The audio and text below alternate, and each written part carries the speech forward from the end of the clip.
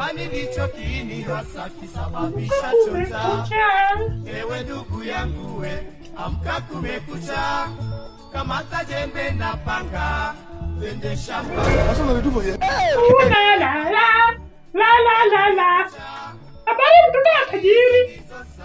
Habari ya asubuhi. I'm good. I'm fine. Nimekuja na hata vifaa vya kuongea. Ndio unafaa uamuke. Ndio hii. Mtoto ya tajiri. Tajiri!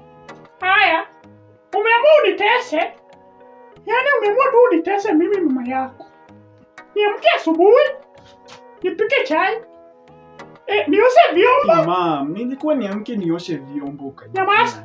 Nimesisha hiyo mdomo inakaa laptop. Na nifanye kila kitu kwa hii nyumba.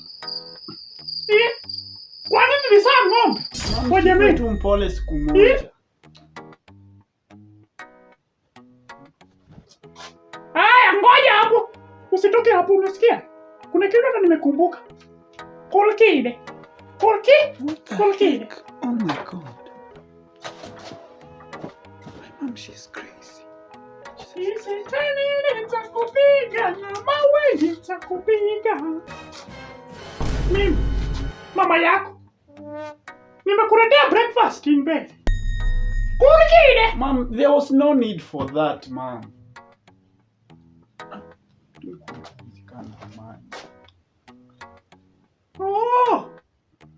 Unajua sasa ni kama mimi mama yako hatusikizani vyema.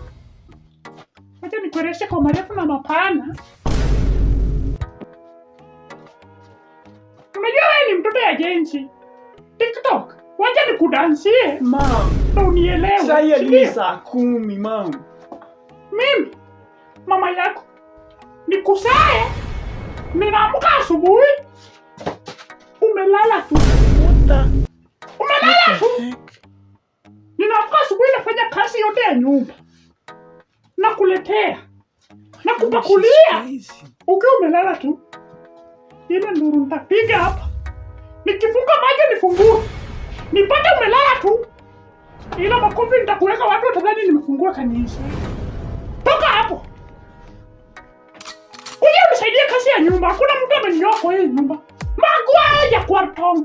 Na hata hii chakula hautakula. Mtoto analala. Kwani nilizaa ng'ombe? Jamani.